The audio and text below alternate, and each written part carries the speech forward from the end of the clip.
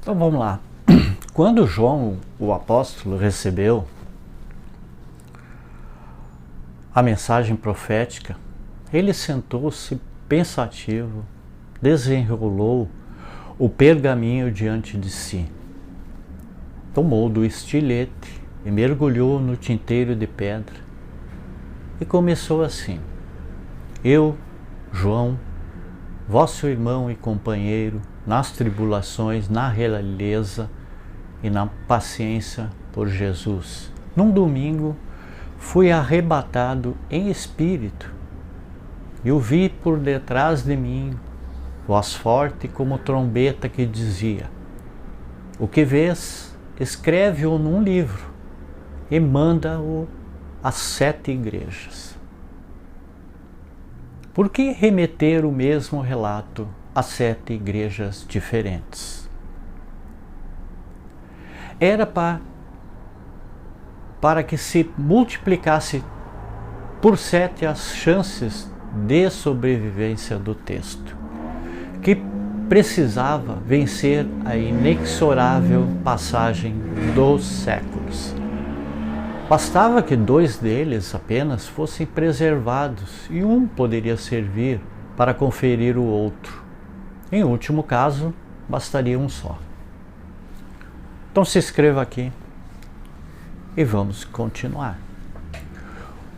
O importante era que a mensagem resistisse ao tempo, para que na época certa ela produzisse o resultado para o qual ela estava sendo elaborada.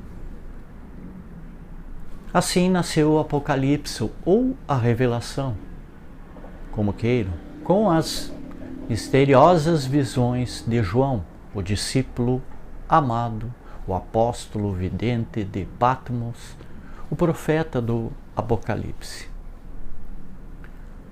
Façamos, porém, um teste com qualquer um assíduo o leitor da Bíblia.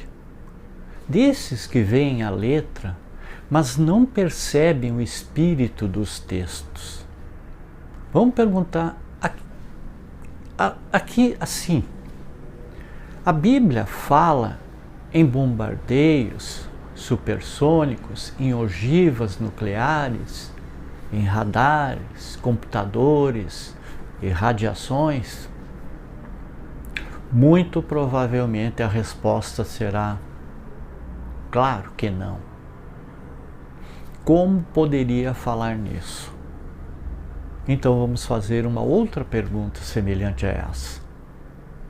E a Bíblia fala em reencarnação? Desta vez a resposta será provavelmente mais enfática e mais pronta. Absolutamente, de jeito nenhum. Como poderia falar nisso? Pois é, mas aí, para esses nossos irmãos, a Bíblia fala assim em reencarnação, tanto quanto fala em bombas atômicas. É só nós termos as chaves apropriadas e os olhos de ver para identificar as referências, ou melhor, onde e como está o espírito que vivifica atrás da letra que mata.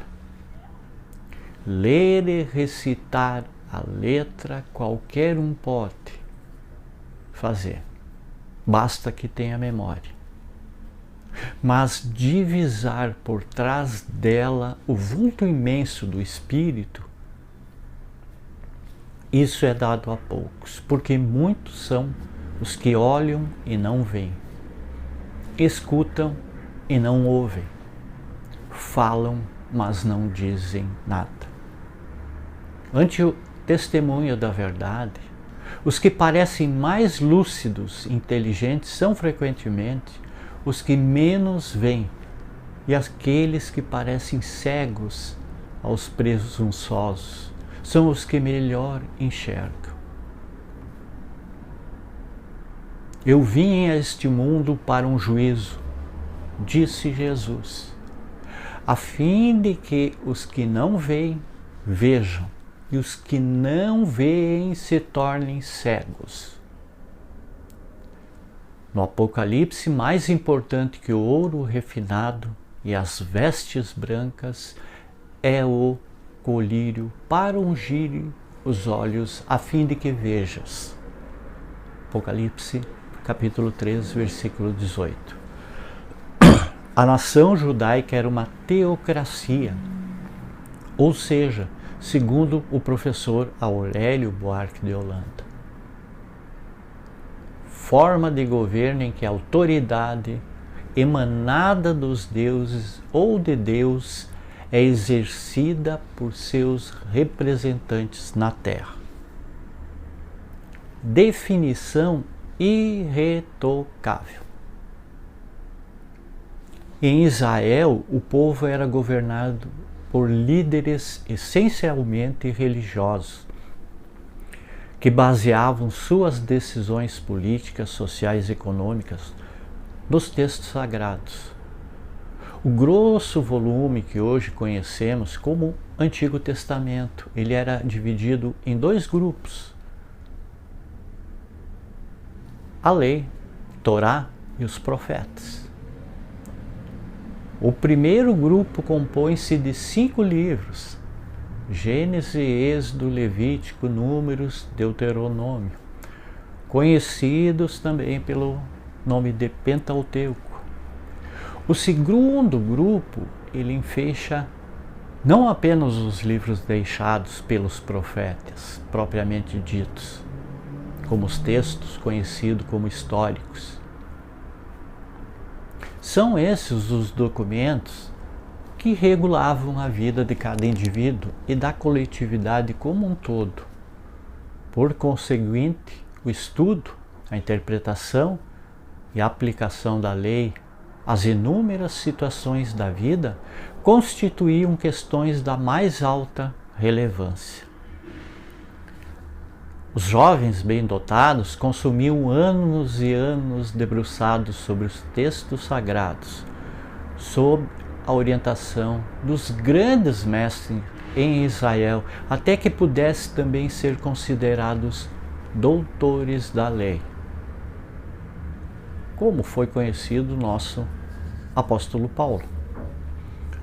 Honra suprema e glória máxima estava em ser escolhido para integrarem o sinédrio.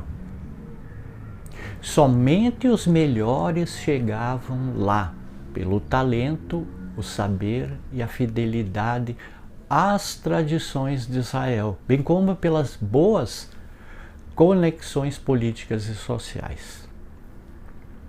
Era no sinédrio que todas as grandes e importantes questões eram debatidas e resolvidas.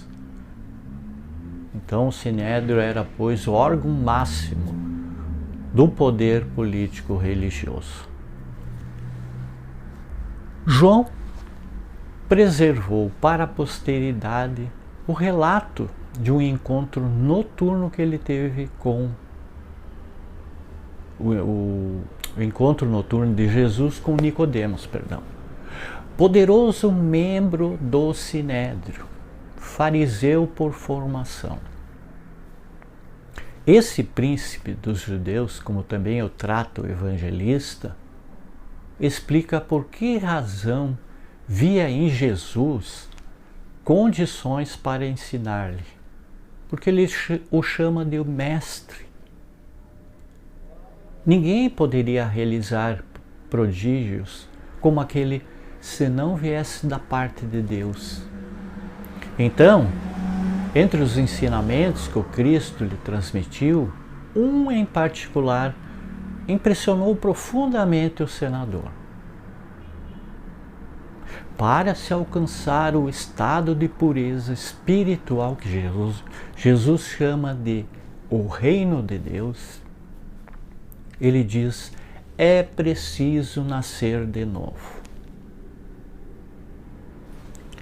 A Bíblia de Jerusalém católica preferiu a expressão nascer do alto, embora ela admita nascer de novo como alternativa em uma nota de rodapé que ela coloca. Essa opção introduz complicações e obscuridades desnecessárias. Primeiramente, no entendimento da letra. Que é nascer do alto? Em segundo lugar, se fosse essa a expressão, a pergunta de Nicodemos, ela não teria sentido. Tanto ele entendeu que era realmente nascer de novo que ele perguntou: como pode um homem nascer sendo velho? E pacientemente Jesus ensina a dualidade do ser humano, que é carne e é espírito. O corpo de carne não pode gerar senão outro corpo de carne, jamais criar um espírito, que este é de outra origem.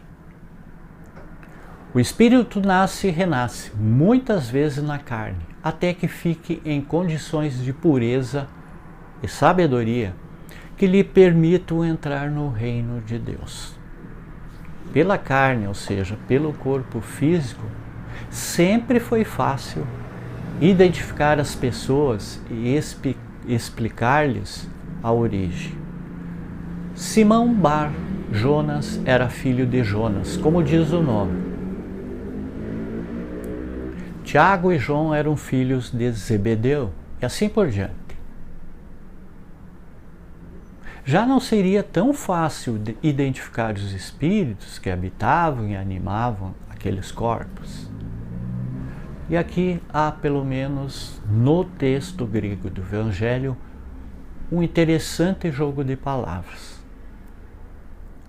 Porque o mesmo termo, pneuma, ele servia para traduzir espírito e vento.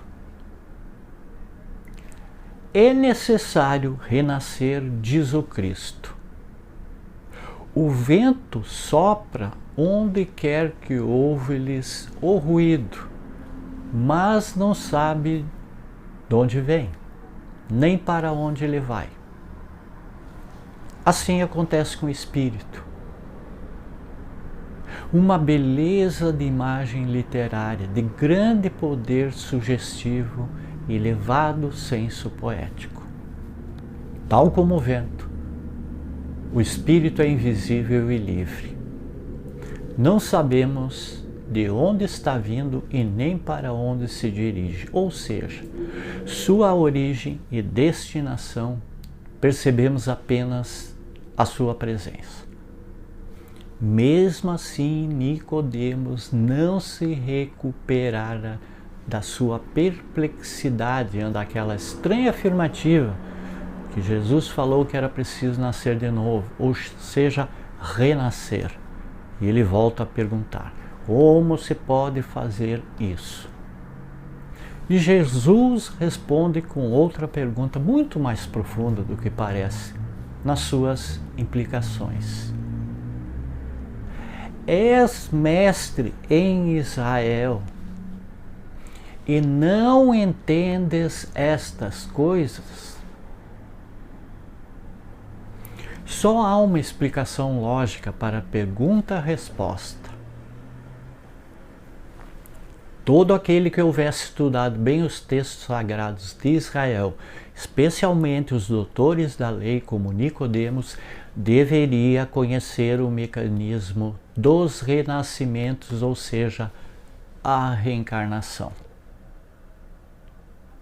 Em outras palavras, referências inequívocas. As vidas sucessivas constam do Antigo Testamento, no qual estudavam os doutores. Mais do que isso, porém, e como lembra Allan Kardec em O Evangelho segundo o Espiritismo, no capítulo 4, lá no item 6 a 9, se a crença fosse um erro, Jesus não deixaria de combatê-la como fez a tantas outras. Longe disso, porém, ele a sancionou com toda a sua autoridade, e a transformou num princípio, fazendo a condição necessária quando ele disse: ninguém pode ver o reino dos céus se não nascer de novo. E ele insistiu acrescentando: não te maravilhes de eu ter dito que é necessário nascer de novo. Muita paz, muita luz, gratidão a todos.